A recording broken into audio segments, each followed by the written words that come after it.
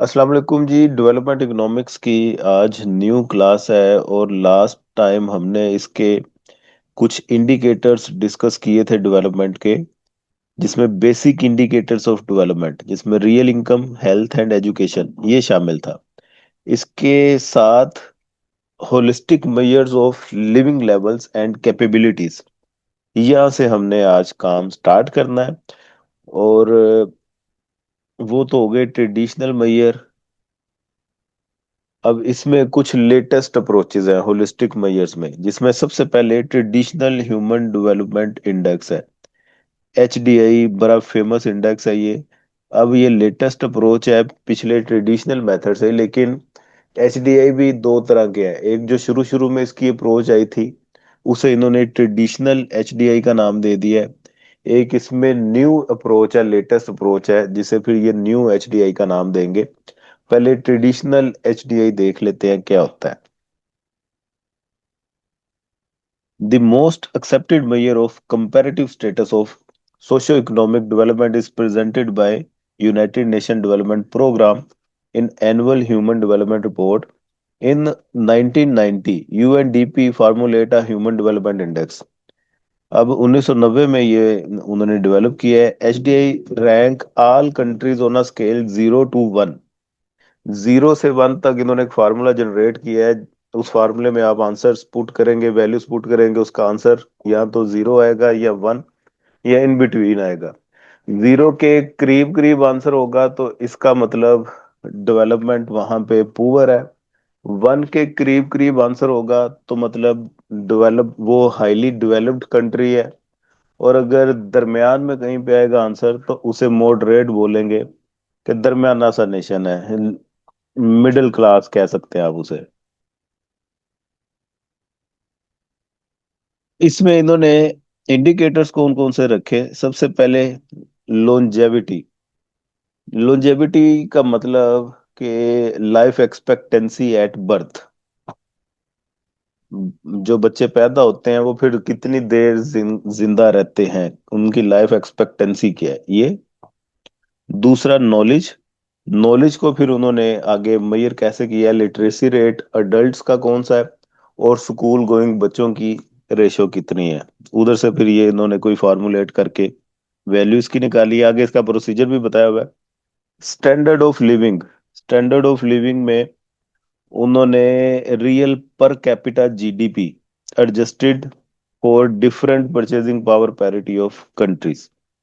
तो ये 177 कंट्रीज का उन्होंने डेटा लिया और इनको 4 क्लस्टर में रैंक किया। सबसे पहले लो ह्यूमन डेवलपमेंट। लो ह्यूमन डेवलपमेंट एक ऐसा कंट्री करार पाया जिसकी वैल्यू 0 से लेके 0.499 के इन बिटवीन आएगी। उसके बाद मीडियम, जिसकी जीरो जिसकी वैल्यू 0.5 से लेके 0.799 तक आएगी। फिर हाई मीडियम डेवलपमेंट है, जिसकी 0.8 से लेके 0.9।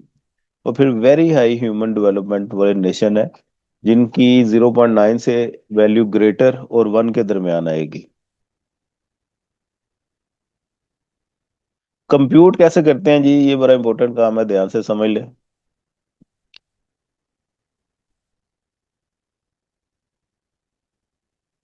सबसे पहले इन्होंने इनकम इंडेक्स निकाला।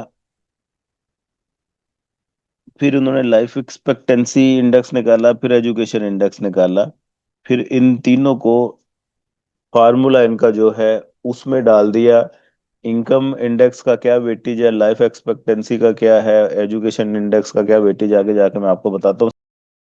सबसे पहले इनकम इंडेक्स ये कैसे निकलता है? ये कहते हैं जी, फर्ज करें एक मुल्क जिसकी GDP $1241 है, purchasing power parity to be 40,000 है, रियल पर कैपिटा इनकम उसकी $100 है। इसको फिर उन्होंने ये फार्मूले में डाला। लॉग उसकी GDP का आपने लॉग लेना है, माइनस पर कैपिटा इनकम का लॉग, इन दोनों का डिफरेंस, इन दोनों के लॉग का डिफरेंस ऊपर आएगा, डिवाइड इसे कर देना है परचेजिंग पावर पैरिटी थ्योरी के लॉग से, और डिफरेंस इसका लेना है इनकम के लॉग से। इन दोनों का डिफरेंस नीचे आएगा, इन दोनों का डिफरेंस ऊपर आएगा। इनके कैलकुलेटर से आंसर निकाल के इनको माइनस करें, तो ये इसका आंसर आ गया 0.42। ये इनकम इंडेक्स का आंसर आ गया। अब इसी तरह लाइफ एक्सपेक्टेंसी इंडेक्स, ये किस तरह निकाला हुआ है? ये कहते हैं जी, फर्ज कर ले एक मुल्क में current life expectancy at birth is 65, average life 65 year है। Our future generation is 85 years, future generation की लाइफ एक्सपेक्टेंसी 85 ईयर है। Lowest life expectancy previous generation की वो 25 साल थी। इन्हीं वैल्यूज को उन्होंने इस फार्मूले में पुट किया है, तो ये आंसर इनका निकल आया है 0.667। ये लाइफ एक्सपेक्टेंसी का इंडेक्स आ गया। अब नीचे एजुकेशन का इंडेक्स है। एजुकेशन के इंडेक्स में वो कहते हैं कि आप फर्ज कर लें 47% आपका अडल्ट लिटरेसी रेट है। Gross enrollment index is measured by dividing total enrollment at primary, secondary, and tertiary levels by 100. Considered it to be 48%, कहता है जी। आप ये समझ लेंगे उनकी स्कूल गोइंग बच्चों की रेशो है। Again these indices range between 0 and 1। अब इसको उन्होंने इसमें पुट कर दिया, जो लिटरेसी रेट था उसे 100 पे डिवाइड कर दिया, 0.47। इनका एजुकेशन इंडेक्स आ गया। ग्रोस इनरोलमेंट का इंडेक्स 0.48 आ गया। एजुकेशन इंडेक्स, लिटरेसी रेट को वेटेज 2/3 दिया है इन्होंने, मतलब 67% वेटेज इसका है। तो इसको 2/3 से मल्टीप्लाई कर देंगे।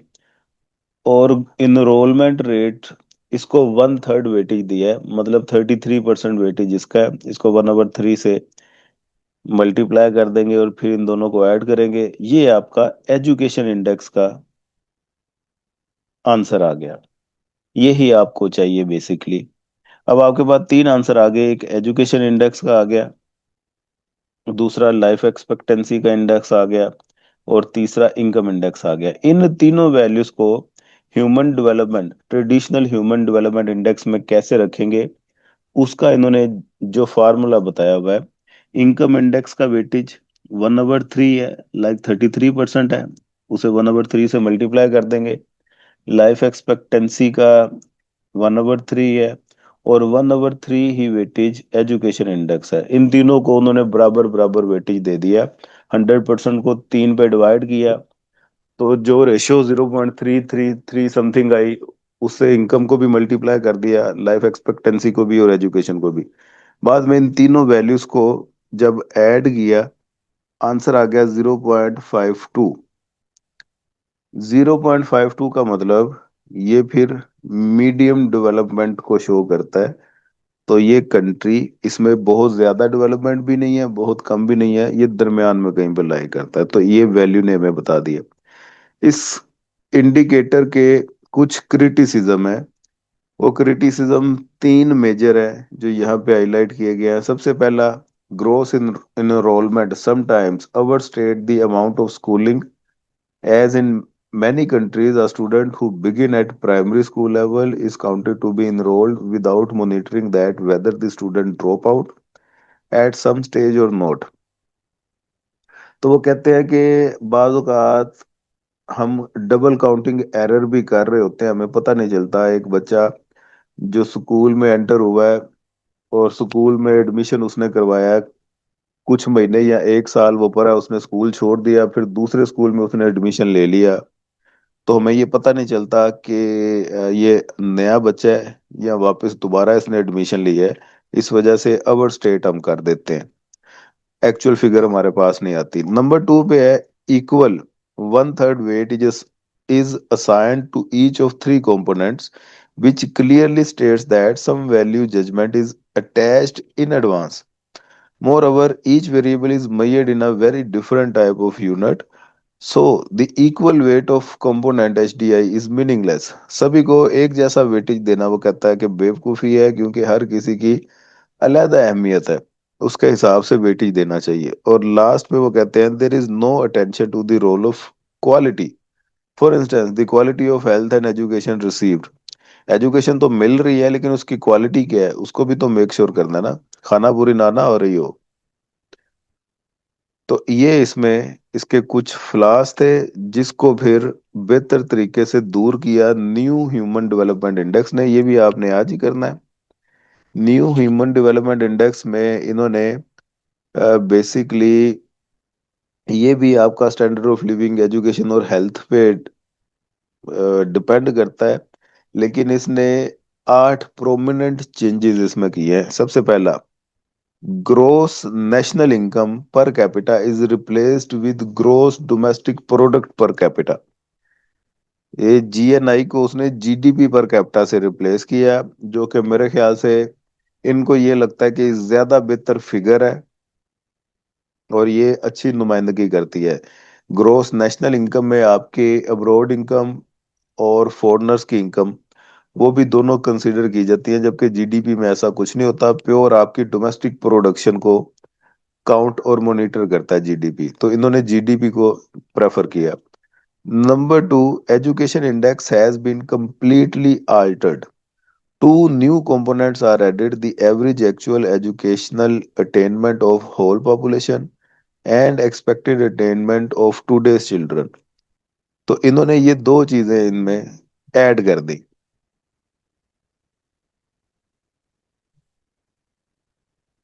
Number three, expected educational attainment is an entirely new component. It is actually a forecast of future education rate.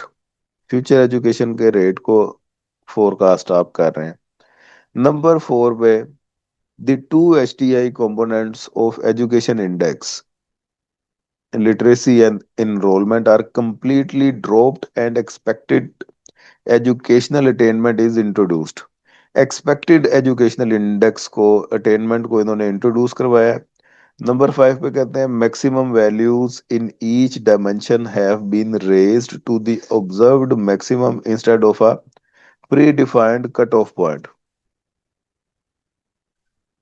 Number six पे, minimum value for income have been reduced.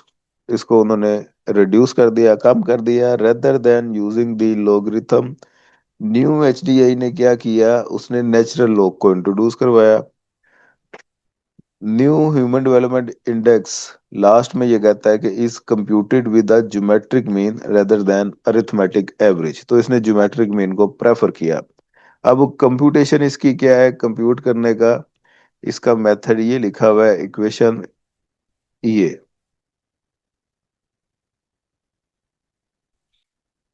तो ये ज्योमेट्रिक प्रोग्रेशन, ज्योमेट्रिक मीन है basically, arithmetic mean नहीं है।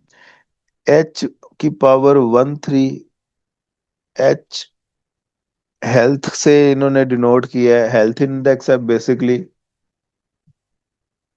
उसकी जो भी value निकली होगी उसकी पावर 1/3 ले लेनी है। इसी तरह ई एजुकेशन इंडेक्स है, इसकी जो भी वैल्यू निकली होगी इसकी पावर 1/3 ले। और लास्ट में ये इनकम इंडेक्स है, इसकी भी जो वैल्यू आएगी उसकी पावर 1/3 ले। लाइक ऊपर वाली एग्जांपल में ये था, इसकी पावर ये ले ली, इसकी ये, इसकी ये, और आंसर आपका 0.0049 आया। तो लेटेस्ट स्टैंडर्ड के मुताबिक जिसे हम पहले मिडिल क्लास कंट्री कंसीडर कर रहे थे, वो अब आपका लोअर इनकम की कैटेगरी में फॉल कर रहा है। तो मतलब ये वाले जो इंडेक्स है और इंडिकेटर्स हैं इसमें जो इंट्रोड्यूस करवाए गए हैं न्यू ह्यूमन डेवलपमेंट में, वो ज्यादा बेहतर तरीके से जज कर रहे हैं, क्योंकि इसमें 8 पैरामीटर्स हैं जो ध्यान में रखने हैं। तो यहाँ तक ये आपका आज का होमवर्क है, ये यहाँ तक कंप्लीट करके आए। कोई कंफ्यूजन हो तो पूछ लीजिएगा, क्या फिर कल अगली क्लास में देखेंगे। खुदा हाफिज।